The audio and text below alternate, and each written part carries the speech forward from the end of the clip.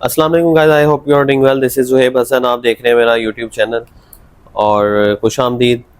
आज की हम इस वीडियो में डिस्कस करेंगे एक ऐसा कंट्री जहाँ पे आप की इंटरव्यू की रिक्वायरमेंट नहीं होती और वीज़ा सक्सेस रेशो भी 99% है और ये शेंजन में ही इंक्लूड होता है। तो बहुत से स्टूडेंट्स की क्यूरीज थी हंगरी के वीज़ा जो इंटरव्यू है उसका टिप्स दे दें हमें, तो कैसे क्लियर किया जाए, तो ये भी डिस्कस करेंगे हम। तो रिक्वेस्ट है कि चैनल को सब्सक्राइब कर लें, बेल आइकन को प्रेस कर दें, वीडियो पसंद आए तो लाइक और शेयर कर दें और कमेंट में बताएं कि आपको आज का टॉपिक कैसा लगा। तो चलते हैं टॉपिक की तरफ। तो जिस कंट्री की बात कर रहे थे हम, वो है स्वीडन। स्वीडन शेंजन कंट्री है और स्कैंडिनेवियन में इंक्लूड होता है और यूरोप के खूबसूरत तरीन कंट्रीज में से एक है। जो इसकी वीज़ा सक्सेस रेशो है वो 99% है फ़िलहाल पाकिस्तान से, और वहाँ पे इंटरव्यू भी नहीं लेते वो। जस्ट आपको बायोमेट्रिक करवाना पड़ता है और पासपोर्ट सबमिट करना पड़ता है और पासपोर्ट भी स्कैन करके आपको वापस कर दिया जाता है। तो इसकी जो रिक्वायरमेंट है वो भी आज डिस्कस करेंगे, प्रोग्राम के बारे से डिस्कशन करेंगे। तो वीडियो को एंड तक देखिएगा ताकि आपको समझ आ सके और आपको प्रोसेस पता चल सके कि कैसे अप्लाई करना है आपने और कौन से स्टूडेंट अप्लाई कर सकते हैं।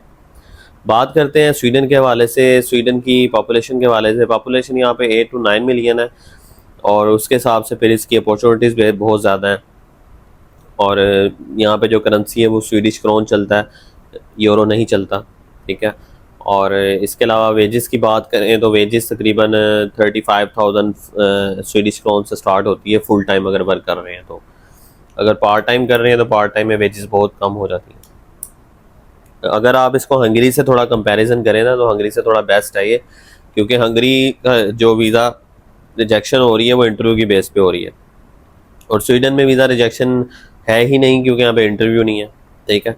बस यहाँ पे अगर हम बात करें जो लैंग्वेज है, आप अगर किसी प्रोग्राम में अप्लाई कर रहे हैं तो आपके पास पीटी, टोफल या आइल्स होना लाजमी है। अभी हम जनवरी इनटेक को टारगेट कर सकते हैं। अगस्त 15 तक लास्ट डेट है एप्लीकेशन की। अगर आप इसको टारगेट करना चाह रहे हैं तो तीनों लैंग्वेज टेस्ट में से एक आपके पास होना चाहिए। इनकी स्पेसिफिक रिक्वायरमेंट्स हैं, अगर उसके हवाले से जानना चाह रहे हैं तो आप मुझे टेक्स्ट कर दीजिएगा तो मैं आपको शेयर कर दूंगा। और अगर हम इसकी बात करें प्रोग्राम की, तो प्रोग्राम यहाँ पे बैचलर्स के 1 से 2 अवेलेबल होंगे जनवरी में और मास्टर्स के 3 से 4 अवेलेबल होंगे। मेडिकल के प्रोग्राम मल्टीपल अवेलेबल होंगे लेकिन बिजनेस वगैरह के 3 से 4 अवेलेबल होंगे। तो जनवरी इनटेक में अगर जो मेडिकल के प्रोग्राम अप्लाई करना चाह रहे हैं उनके लिए ख़ास ये अपॉर्चुनिटी है। मीनवाइल अगर आप नहीं अप्लाई कर पा रहे किसी फाइनेंशियल वजह की वजह से और जनवरी इनटेक मिस हो जाता है, तो फिर इसके सितंबर के बाद इसका जो है ना सितंबर इनटेक ओपन हो जाता है जो 2027 इनटेक है, ठीक है। सबसे बड़ा इनटेक वही होता है, तो फिर आप उस पर वर्किंग कर सकते हैं और उसकी भी लास्ट डेडलाइन जो है ना जनवरी 15 होती है। तो ये माइंड में रखिएगा, नोट डाउन कर लें, जनवरी 15 2027 इसकी लास्ट डेट होती है। और इसके अलावा बात करते हैं इसकी फ़ी की। तो फ़ी इसमें मिनिमम है, अगर आप बिज़नेस प्रोग्राम करना चाह रहे हैं तो 14 to 15 लाख पर सेमेस्टर फ़ी आती है और वो आपने यहाँ से पर सेमेस्टर ही पे करनी है और पे करके आपने चले जाना है। लाइक बैंक स्टेटमेंट दिखानी है और इंटरव्यू होता नहीं है, बायोमेट्रिक करवानी है और वीज़ा ग्रांट हो जाता है आपको। एम्बेसी आपको स्वीडिश कार्ड भेजती है जो कि विद इन 2 या 3 वीक्स में भेजती है, उसकी बिहाफ पे आप ट्रैवल करते हैं, ठीक है।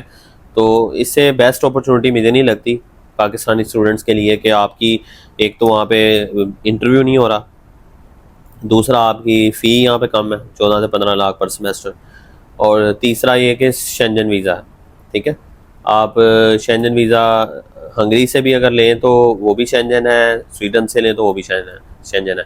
हंगरी चले जाएँ, स्वीडन चले जाएँ, दोनों एक ही बात है, लेकिन स्वीडन फिर भी ज़्यादा बेस्ट है हंगरी से, क्योंकि यहाँ का इन्वायरमेंट और जो टूरिस्ट प्लेस है वो ज़्यादा है, हंगरी से ज़्यादा यहाँ पे टूरिस्ट आता है।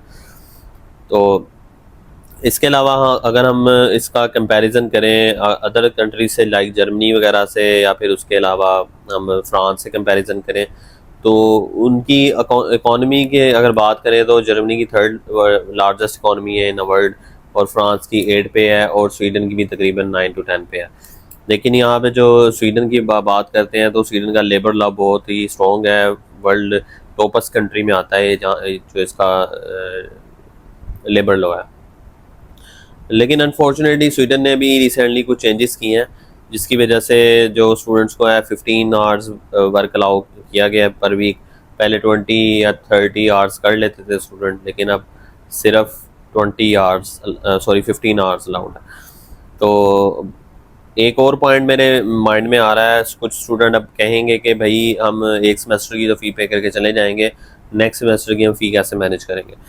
तो उसके लिए मैं आपको बताता चलूँ कि स्वीडन ने जो है ना आपको एक पॉलिसी मुतारिफ़ करवाई है अभी रिसेंटली। उन्होंने कहा है कि आपका अगर 60 क्रेडिट आवर्स या 35 समथिंग क्रेडिट आवर्स आपने कंप्लीट करने हैं एक सेमेस्टर में, तो आप सेमेस्टर को फ्रीज़ करवा सकते हो। वो 8 to 9 मंथ्स के बाद फ्रीज़ हो जाता है, तो आपने स्टडी फ्रीज़ करवा के फुल टाइम वर्क परमिट पे भी कन्वर्ट हो सकते हो। ये एक बेस्ट अपॉर्चुनिटी है उन स्टूडेंट के लिए जो कमाना चाह रहे हैं और फ़ी खुद पे करना चाह रहे हैं।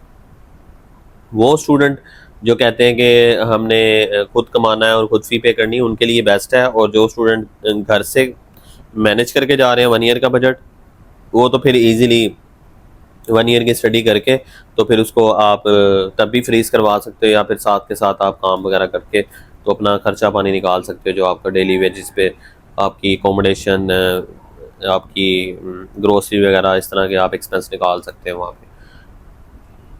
लेकिन अगर बात करें वहाँ पे जॉब रेशो की, तो और जॉब्स अगर आपको मिलेंगी तो वो फुल टाइम मोस्टली ऑफ़र हो रही होती हैं, तो मुश्किल होती है थोड़ी सी, लेकिन हो जाता है मैनेज। जैसे हंगरी में मैनेज होता है, यहाँ पे स्वीडन में भी मैनेज हो जाता है। तो मेरी तो रिकमेंडेशन ये है कि आप स्वीडन का अप्लाई करें, क्योंकि स्वीडन में ना इंटरव्यू है, ना एडमिशन इंटरव्यू है, ना मैसी इंटरव्यू है, और वीज़ा सक्सेस रेशो भी 99% है। अभी भी बहुत से वीज़ाज आ चुके हैं जो सेप्टेम्बर इनटेक में जाने वाले स्टूडेंट्स हैं। इवन दो कि स्वीडन आपको स्पाउस के साथ भी अलाउ करता है, अगर आपकी कोई मिसेज हैं, आपके बेबीज़ हैं, तो उनको भी साथ आप लेके ट्रैवल कर सकते हैं स्वीडन में। वेदर की बात करें तो वेदर यहाँ पे थोड़ा कोल्ड रहता है और स्नोफॉल भी होती है, तो उस हिसाब से आप मैनेज करके जाइएगा। और अगर हम पहले गुजरे हुए वक्त की बात करें तो स्वीडन किसी दौर में जो है ना फ्री एजुकेशन भी ऑफर करता था, सेम लाइक जर्मनी। लेकिन इसने अब रिक्वायरमेंट्स चेंज कर दी हैं, और अब जो ये फ़ी वगैरह है वो लेने लगा है। और एक वक्त ऐसा भी था स्वीडन MOI पे एडमिशन देता था, सिर्फ MOI सबमिट करते थे आप यूनिवर्सिटी से लेकर, तो ये एडमिशन दे देते थे आपको। लेकिन वही अनफॉर्चुनेटली वक्त के साथ साथ जैसे जैसे जो बिहेवियर होता है स्टूडेंट्स का, और जैसे जैसे साइलम अप्लाई होते हैं, स्टडी स्किप की जाती हैं, तो फिर इसको लेकर ना जो यूनिवर्सिटीज़ हैं वो बहुत ही स्ट्रॉन्ग और हार्ड पॉलिसीज़ बनाती हैं, ताकि आगे अपकमिंग जो फ्यूचर है उसमें स्टूडेंट्स को जो है ना ग्रैब किया जा सके और उनको स्टडीज़ की तरफ ही बाउंड किया जा सके। तो ये चीज़ें हैं, इनको देख लीजिएगा। और इसके अलावा अगर बात करें इसकी हंगरी के इंटरव्यू की, तो इंटरव्यू की मैंने टिप्स के लिए पहले भी वीडियो बना चुका हूँ कि इंटरव्यू आपने जो देना होता है वो इस तरह देना होता है कि आपको रट्टा नहीं लगना चाहिए आपका बिल्कुल भी, ठीक है। जैसे कि वीज़ा ऑफिसर पूछता है आपसे why did you choose this course, तो आपने ये यहाँ से क्वेश्चन स्टार्ट करते हैं student, I choose this course because, इस तरह करके स्टूडेंट स्टार्ट कर रहे होते हैं। आपने इस तरह लाइन को स्टार्ट नहीं करना है, इस तरह सेम लग रहा होता है कि आपने रट्टा लगाया हुआ है, तो वहीं पे वीज़ा ऑफिसर कह देता है स्टॉप, ठीक है। मोस्ट ऑफ द स्टूडेंट के साथ ऐसा हुआ है, वीज़ा ऑफिसर ने उनको बोलने नहीं दिया इस लाइन के बाद।